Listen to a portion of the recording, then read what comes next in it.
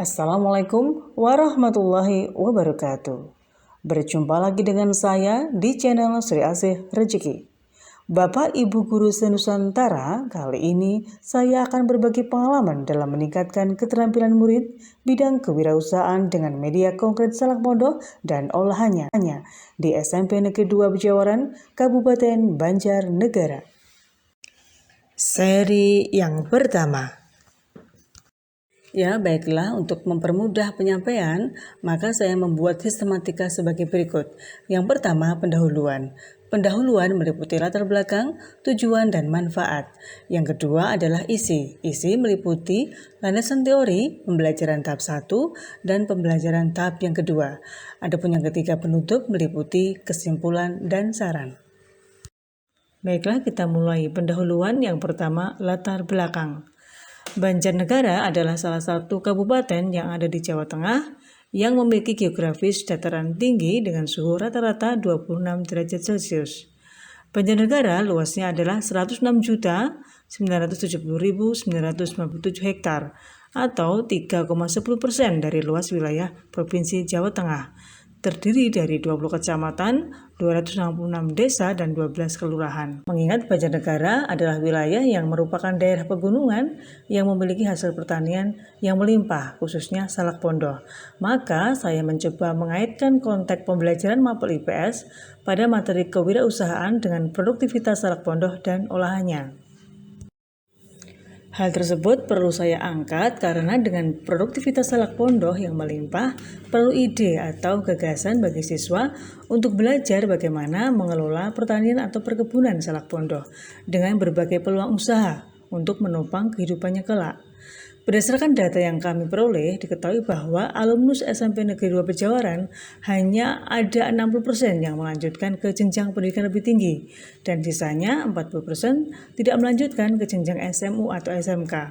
Hal inilah yang mendorong saya untuk memasukkan unsur kearifan lokal berupa salak pondok ke dalam kegiatan pembelajaran IPS pada materi kewirausahaan sebagai produk keunggulan yang memiliki potensi dan peluang usaha.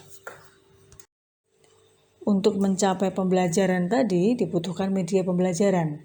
Kehadiran media pembelajaran diperlukan untuk membantu memperjelas konsep dan keterampilan yang akan diajarkan. Adapun media yang kami hadirkan adalah berupa media konkret, yaitu dengan menghadirkan benda-benda secara langsung yang berupa bagian atau potongan benda dari objek yang akan dipelajari di dalam kelas. Ya, baiklah, kita lanjut yang kedua, yaitu tujuan. Yang pertama, meningkatkan keterampilan siswa kelas 7 SMP Negeri 2 Bejawaran pada materi kewirausahaan melalui pembelajaran dengan media konkret salak pondok dan olahannya.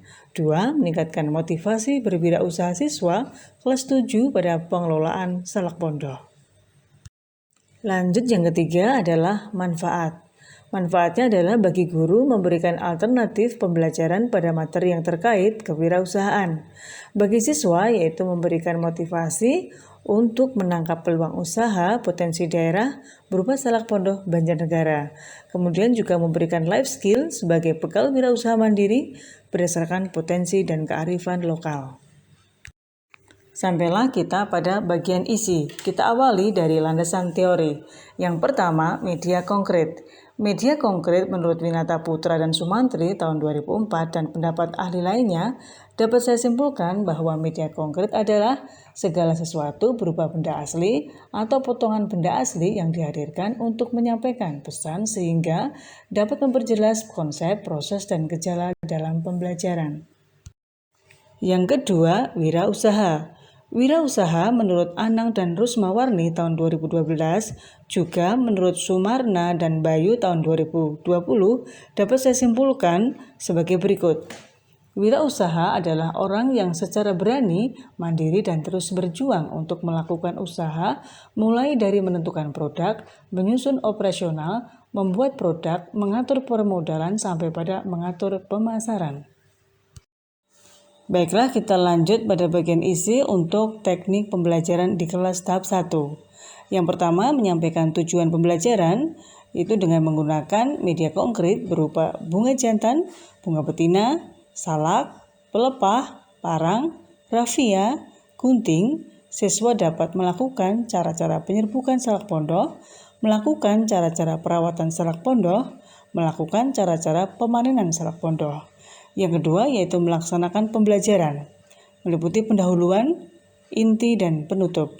Untuk pendahuluan, pada bagian A persepsi kita menanyakan kepada siswa bagaimana cara-cara perawatan salak pondok yang benar. Adapun motivasinya, kita memberikan pertanyaan semisal, maukah kamu menjadi pengusaha sukses dari salak pondok? Pada bagian inti pembelajaran, saya menggunakan media konkret berupa bunga jantan, bunga betina, buah salak pondok, potongan pelepas salak, parang, rafia, gunting. Di sini guru memberikan demonstrasi tentang cara-cara penyerbukan, perawatan, dan pemanenan. Kemudian, dengan menggunakan media konkret berupa bunga jantan, bunga betina, buah salak pondok, potongan pelepas salak, parang, rafia, gunting, siswa mencoba melakukan cara penyerbukan, perawatan, dan pemanenan. Adapun bagian penutup yaitu bersama siswa membuat kesimpulan cara penyerbukan, perawatan, dan pemanenan. Kemudian melakukan refleksi apa yang sudah dimengerti dan mana yang belum tentang cara penyerbukan, perawatan, dan pemanenan. Ya, kita masuki teknik pembelajaran di kelas tahap yang kedua. 1. Menyampaikan tujuan pembelajaran.